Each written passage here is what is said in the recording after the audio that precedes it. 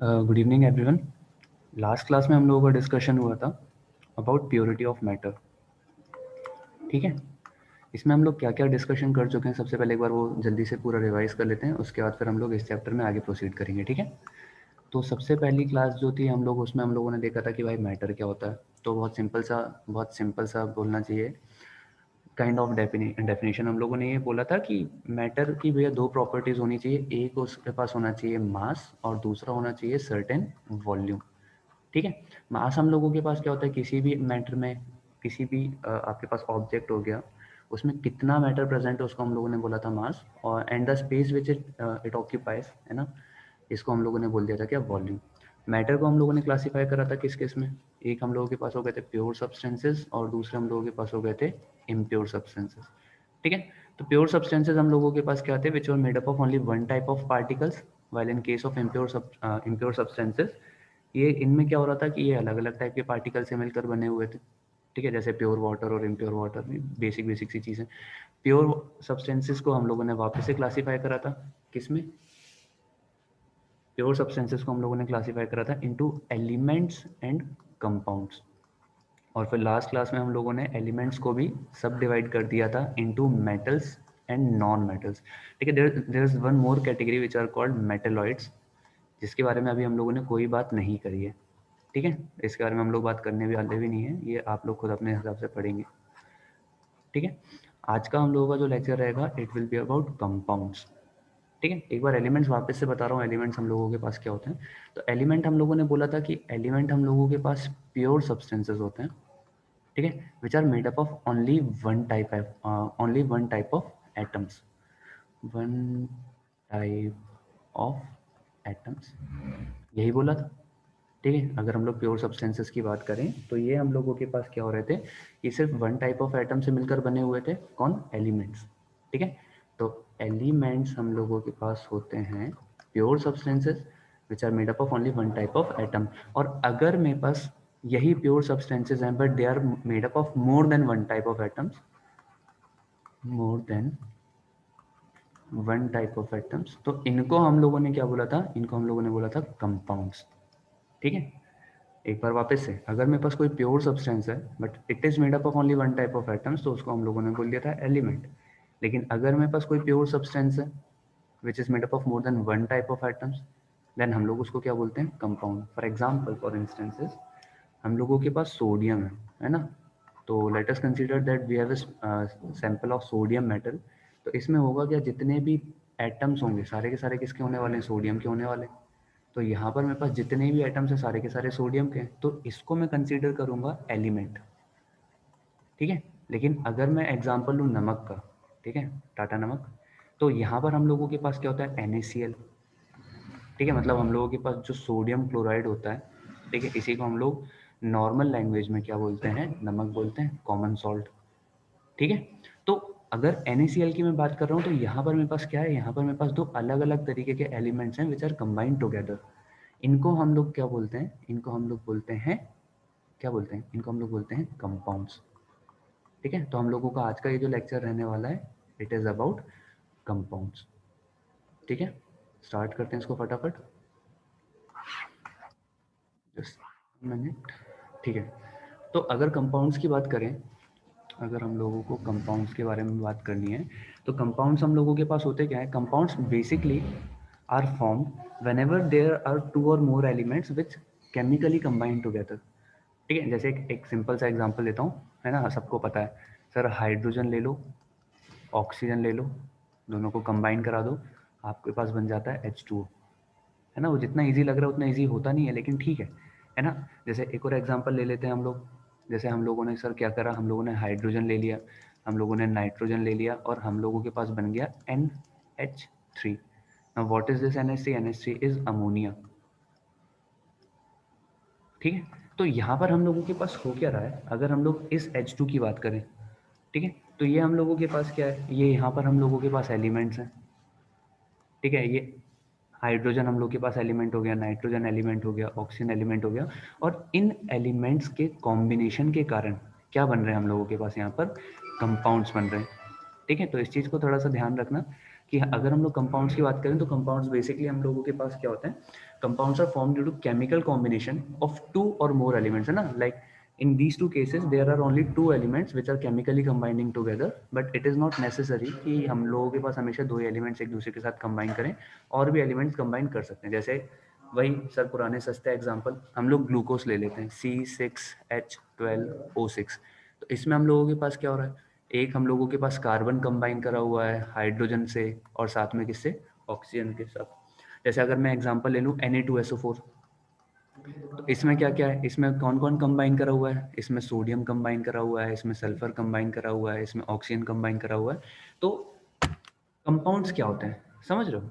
ठीक है, कंपाउंड्स हम लोगों के पास क्या है, कंपाउंड्स हम लोग लिख सकते हैं कि कंपाउंड्स हम लोगों के पास ऐसे सब्सटेंसेस होते हैं which are formed due to chemical combination. ठीक है, इसको यहाँ पर नोट डाउन कर लेते हैं रेफरेंस के लिए। तो compounds are the substances formed due to chemical combination of 2 or more elements of atoms लिखते हैं थोड़ा, है ना, थोड़ा और अच्छे अच्छे मतलब तरीके से उसको डिफाइन करते हैं। Chemical combination of atoms of 2 or more elements। ठीक है, पहली चीज तो ये है ना। अच्छा, दूसरी चीज ऐसा कि अगर जैसे अब ये वैसे हम लोगों के पास अब जो मैं आपको कॉन्सेप्ट बता रहा हूँ 10th स्टैंडर्ड का कॉन्सेप्ट है, लेकिन ठीक है कोई प्रॉब्लम नहीं है, 1-2 महीने में आने वाले 10th स्टैंडर्ड में। जब भी एक कंपाउंड का फॉर्मेशन होता है, ठीक है, क्या बोला मैंने, जब भी हम लोगों के पास एक कंपाउंड का फॉर्मेशन होता है तो हमेशा जो एलिमेंट्स रहते हैं ना, जो एलिमेंट्स रहते हैं वो हमेशा फिक्स्ड रेशियो में रहते हैं। ठीक है, मतलब ऐसा नहीं होता कि कितना भी हाइड्रोजन ले लो, कितना भी ऑक्सीजन ले लो तो उससे कितना भी वाटर बन जाएगा, ऐसा नहीं होता। ठीक है, जैसे अगर मैं एग्जांपल लूँ यहाँ पर H2+O2 गिव H2O, तो इसमें मेरे पास जो एक्चुअल रिएक्शन होती है ना वो होती है twice of H2+O2 gives twice of H2O। अब आप बोलोगे कि सर ये 2 कहाँ से आ गया, तो इसको बैलेंसिंग बोलते हैं, ये 10th स्टैंडर्ड का कॉन्सेप्ट है। ठीक है, पढ़ने वाले हैं थोड़े दिन में। ठीक है, तो यहाँ पर हम लोगों के पास होता क्या है, इससे हमको क्या समझ में आ रहा है कि जब भी मैं हाइड्रोजन लूंगा तो उसके मुझको लेना पड़ेंगे 2 पार्ट्स, और ऑक्सीजन लूंगा तो ऑक्सीजन का मुझको लेना पड़ेगा 1 पार्ट, तब जाकर मुझको कितने पार्ट वाटर मिलेगा, 2 पार्ट वाटर मिलेगा। ठीक है, जैसे अगर मैं ये दूसरी वाली रिएक्शन की बात करूं तो दूसरी वाली रिएक्शन में हम लोगों ने क्या लिखा है, H2+N2 इज गिविंग NH3। ठीक है, इसको अगर बैलेंस करेंगे तो हम लोगों के पास क्या बनेगा, यहाँ पर हम लोगों के पास आता है 3 और यहाँ पर हम लोगों के पास आता है 2। इसका मतलब क्या है कि जब भी हम लोगों को NH3 बनाना रहेगा, अमोनिया बनाना रहेगा, तो हमेशा हमको लेने पड़ेंगे 3 पार्ट्स हाइड्रोजन के, मतलब 3 लीटर हो सकता है, 3 ग्राम हो सकता है, कुछ भी हो सकता है। ठीक है, 3 मोल ले लेते हैं, ज़्यादा प्रॉपर है। ठीक है, तो 3 हमको बोलना चाहिए कि 3 पार्ट हम लोगों को लेने चाहिए हाइड्रोजन के, 1 पार्ट हम लोगों को लेना चाहिए नाइट्रोजन का, तब जाकर हम लोगों को 2 पार्ट मिलेंगे किसके, अमोनिया के। ठीक है, तो कंपाउंड्स में जो एलिमेंट्स रहते हैं वो हमेशा फिक्स्ड रेशियो में रहते हैं। ठीक है, अब ये जो फिक्स्ड रेशियो है, ठीक है, ये जो फिक्स्ड रेशियो है वो अमाउंट का हो सकता है। ठीक है, और अमाउंट को किस में मेजर करते हैं भैया, अमाउंट को मेजर करते हैं किस में, मास के टर्म्स में मेजर करते हैं। ठीक है, तो हम लोग बोल सकते हैं इसी को प्रॉपरली फ्रेम करके कि in a compound, in a compound, एक second, compound elements are present, रुको रुको रुको, elements combine together in a fixed ratio. ठीक है, इस चीज़ का थोड़ा सा ध्यान रखना। एक और इंटरेस्टिंग चीज़ इसमें क्या है, एक और इंटरेस्टिंग चीज़ ये है कि अच्छा थोड़ा सा सोचो, अगर जैसे मैं इटारसी से जैसे मैंने पानी का सैंपल इकट्ठा करा, प्योर वाटर की बात कर रहा हूँ मैं। ठीक है, तो मैंने क्या करा, मैंने इटारसी से वाटर का सैंपल इकट्ठा करा, तो इटारसी में मुझको जो वाटर सैंपल मिला उसका फॉर्मूला था H2O। ठीक है, फिर मैंने क्या करा, फिर मैंने दिल्ली से सैंपल इकट्ठा करा, तो दिल्ली में भी मुझको क्या मिला, H2O मिला। ठीक है, अगर जैसे फिर मैंने नेपाल से इकट्ठा करा तो नेपाल में भी मुझको क्या मिलेगा, H2O ही मिलेगा। तो अगर इटारसी वाले वाटर की बात करूँ तो यहाँ पर मेरे पास 2 हाइड्रोजन है, एक क्या है, ऑक्सीजन है। यहाँ पर भी मेरे पास 2 हाइड्रोजन है और यहाँ पर एक ऑक्सीजन है। और नेपाल वाला जो वाटर है उसमें भी मेरे पास 2 हाइड्रोजन है और एक ही ऑक्सीजन है। ठीक है, थोड़ा सा सोचो, एक हाइड्रोजन का मास कितना होता है ना? अगर हम लोग एटॉमिक मासेस की बात करें तो the atomic mass of one hydrogen is 1 unit. तो 2 हाइड्रोजन का मास मेरे पास कितना हो जाएगा? 2 यूनिट। ऑक्सीजन का मास मेरे पास होता है कितना यूनिट? 16 यूनिट। तो मेरे पास अगर मैं हाइड्रोजन और ऑक्सीजन का रेशियो निकालूं तो ये मेरे पास क्या आएगा? 2:16 विच इज इक्वल टू 1:8। मतलब दुनिया में अगर मैं कहीं से भी वाटर इकट्ठा करूं तो उसमें मेरे पास हाइड्रोजन रेशियो ऑक्सीजन जो रहेगा ना, वो हमेशा कितना आने वाला है? 1:8 ही आने वाला है। ठीक है, आप कहीं से कोई भी सैंपल इकट्ठा कर लो तो इससे हमको क्या समझ में आ रहा है कि यहाँ का जो रेशियो है इट इज़ 1:8, यहाँ पर जो रेशियो है इट इज़ 1:8, यहाँ पर जो रेशियो है इट इज़ 1:8। तो मैं लिख सकता हूँ in a compound elements are present, elements are present in fixed ratio, fixed ratio by mass। ठीक है, अब किसी के दिमाग में आएगा कि सर ऐसा ज़रूरी थोड़ा ना है। अब जैसे अगर मैंने कहीं पर, जैसे मैंने कोई एसिड में, सॉरी एसिड को पानी में डाला तो मुझको मिलता है H3O+, तो यहाँ पर तो ये पूरा का पूरा जो लोहा है वो गड़बड़ा जाएगा। तो भैया ये जो H3O+ रहता है, this H3O+ is not water. हम लोग किसकी बात कर रहे हैं? हम लोग वाटर की बात कर रहे हैं, ये वाटर नहीं है ना। ये जो H3O रहता है इसको हम लोग बोलते हैं हाइड्रोनियम। ठीक है, तो इस चीज़ का थोड़ा सा ध्यान रखना। आप दुनिया में कहीं से भी वाटर सैंपल इकट्ठा करोगे उसमें हाइड्रोजन और ऑक्सीजन का जो रेशियो रहेगा इट विल बी 1:8। ठीक है, मुझको कमेंट सेक्शन में बताना कि इस लॉ को क्या बोलते हैं। ठीक है, ये जो सामने लॉ लिखा हुआ है इस लॉ को क्या बोलते हैं, इसका नाम क्या होता है। ठीक है, तो अभी तक हम लोगों ने क्या क्या पढ़ा, एक बार फटाफट देख लेते हैं कि हम लोगों के पास सबसे पहली चीज़ तो क्या कि सर मॉलिक्यूल्स, सॉरी कंपाउंड्स क्या होते हैं। ठीक है, तो कंपाउंड्स हम लोगों के पास क्या होते हैं? Compounds are basically form. ठीक है, कंपाउंड्स की अगर मैं बात करूं, ठीक है, तो कंपाउंड्स आर बेसिकली फॉर्म्ड, ठीक है, whenever there is a chemical combination of 2 और more elements in fixed proportion. ठीक है, and this fixed proportion is of mass. इस चीज़ का थोड़ा सा ध्यान रखना। ठीक है, दूसरी चीज़ ये कि किसी भी कंपाउंड की अगर मैं बात करूं तो during their formation elements combine together in a fixed ratio. ऐसा नहीं होता कि कभी 2 हाइड्रोजन ऑक्सीजन के साथ कंबाइन कर रहे हैं, कभी 4 हाइड्रोजन ऑक्सीजन के साथ कंबाइन कर रहे हैं, ऐसा नहीं होता। ठीक है, हमेशा आपके पास जो एलिमेंट्स रहते थे combine together in a fixed ratio. ठीक है, then the third thing which we need to know is that in a compound the elements are always present in a fixed ratio by their mass. मतलब अगर मैं दुनिया में से कहीं का भी, कहीं पर भी अगर मैं जैसे अमोनिया का सैंपल उठाऊंगा, अमोनिया क्या होता है सर? अमोनिया हम लोगों के पास होता है NH3, है ना। तो नाइट्रोजन का मास कितना सीखा है हम लोगों ने? 14 यूनिट। और हम लोगों के पास एक हाइड्रोजन का मास होता है कितना? 1 यूनिट। तो 3 हाइड्रोजन का मास कितना हो जाएगा? 3।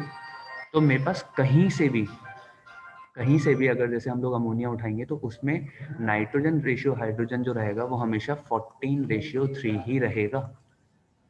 ठीक है, आपको मुझे कमेंट सेक्शन में ये बताना है कि इस लॉ को बोलते क्या है।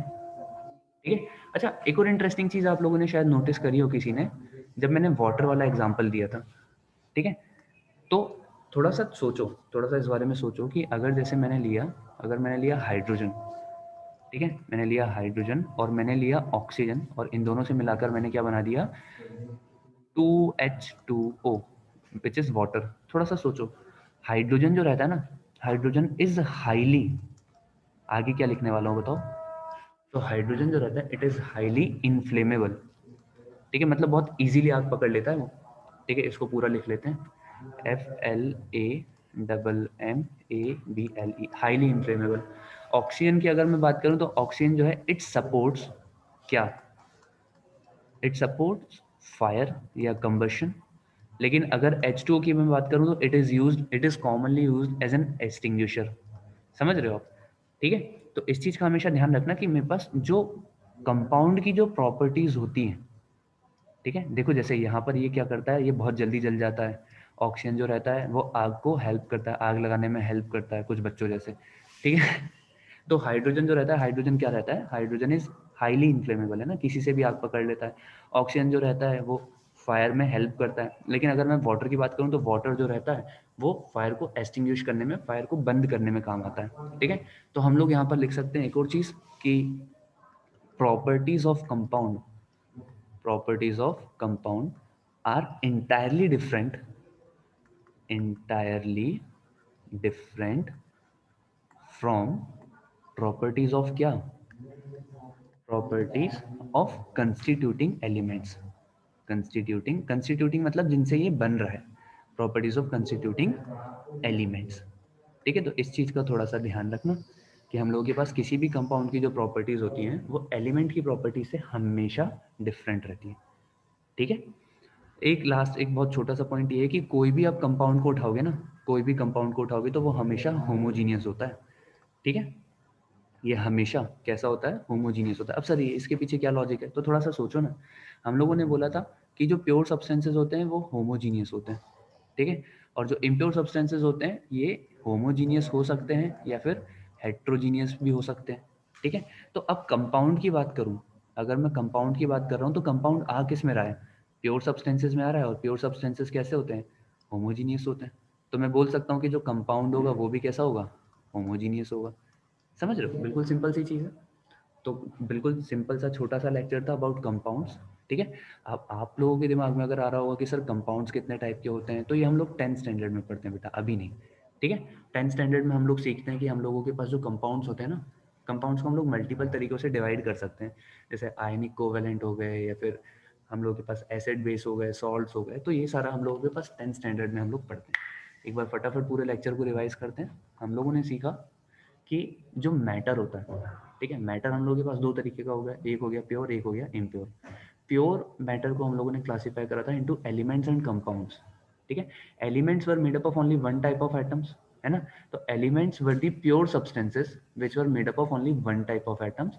But if in case if we are talking about compounds, तो compounds are the pure substances which are made up of more than one type of क्या, of atoms। ठीक है, अगर जैसे एलिमेंट का एग्जांपल ले लूँ तो सोडियम ले लो, सारे के सारे एटम एक ही जैसे हैं। और कंपाउंड की अगर मैं बात करूँ तो NaCl ले लो। ठीक है, तो इसमें मेरे पास एटम्स जो है वो डिफरेंट डिफरेंट हैं। तो कंपाउंड्स को हम लोगों ने बोल दिया कि सर कंपाउंड्स हम लोगों के पास जो होते हैं, these are the substances form due to chemical combination of atoms of 2 और मोर एलिमेंट्स। ठीक है, कुछ कुछ एग्जाम्पल ले लिए।